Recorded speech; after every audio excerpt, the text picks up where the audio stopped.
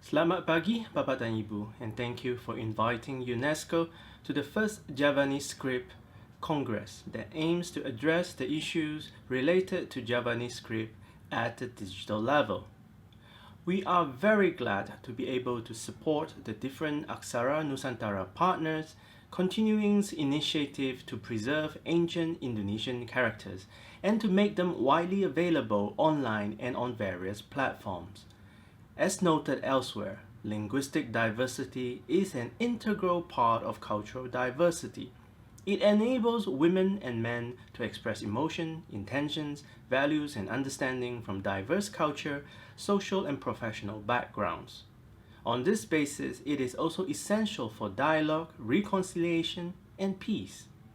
However, more than half of the languages around the world is in danger and potentially disappearing by the end of this century. It is urgent for us to increase our efforts in sustainable, coordinated, inclusive response to with all the stakeholders to preserve, support, and promote linguistic diversity and multilingualism.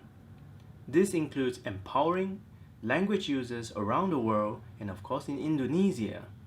The initiatives led by Pandi are very much in the same spirit as UNESCO's recommendation concerning the promotion and use of multilingualism, universal access to cyberspace adopted back in 2003 that encourages all countries to develop multilingual systems and contents, to facilitate the access to networks and systems, to develop public domain and content, to reaffirm the equitable balance between the different interests of right holders and of the public's interests. I would also like to add that starting next year, it will be the International Decade of Indigenous Languages. For the next decade, these global campaigns provide a unique opportunity for international community to protect, support, and promote the use of all languages around the world.